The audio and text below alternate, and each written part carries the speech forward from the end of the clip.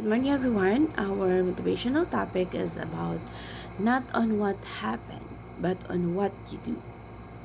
Naniniwala po ba kayo na ang mga ginagawa natin ay consequences nito ay kung paano yung impact ng mga nangyayari or sa mga galaw mo or kung ano yung ginagawa mo sa tao, yun yung impact ng mga ginawa natin, kung paano sila magre-react after ng pakikitungo mo sa kanila.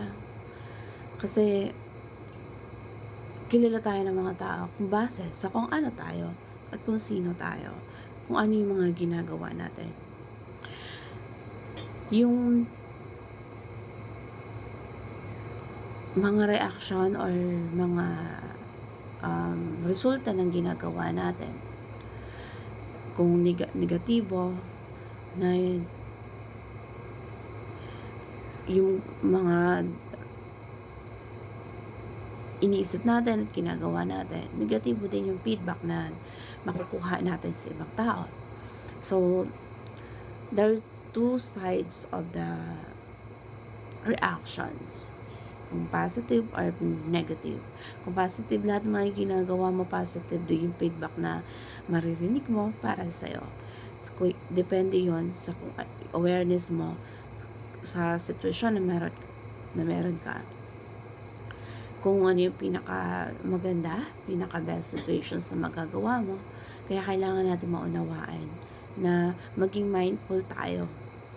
So kung ano yung mga bagay na dapat natin gawin at kung mangyayari yung mga dapat mangyari, maging prior tayo na pag-isipan natin yung mga gagawin natin.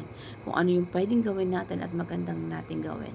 Kasi naniniwala ko na ang kinabukasan, hindi yon sa kung ano yung naghihintay sa'yo, kundi kung ano yung gagawin mo. Nape-prepare yon kung ano yung gusto maging future, kailangan mong paghandaan.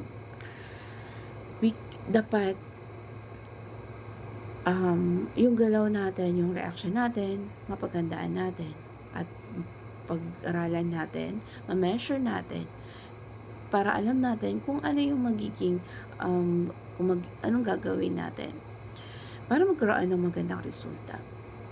So, lahat tayo ma-prepare natin yung mga gagawin natin. Pwede natin piliin kung ano yung mga pwede natin gawin. At yung nangyayari sa buhay natin, pinili natin yun. Yung sitwasyon na meron ka, na nandyan ka, pinili mo yun kung bakit nangyayari sa'yo yan. So, lahat ng all the aspect in your life, all the matters in your life ay nangyari yan dahil yun yung ginawa mo.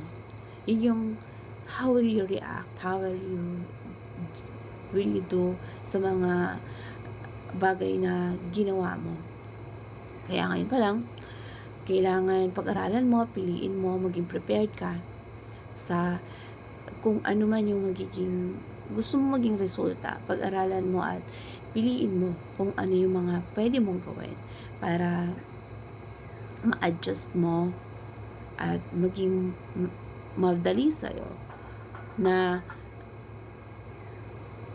lahat na nangyayari sa'yo ay consequence yun ng mga ginawa mo at ng mga pwede mong gawin. So, kung gusto mong magkaroon ng mga magandang resulta, positibong magkaroon ka ng magandang feedback, kailangan pag-aralan at piliin mo kung ano yung dapat mong gawin sa ngayon. At i-prepare mo yung sarili mo sa kung ano yung gusto mong future na mangyari sa kinabukasan.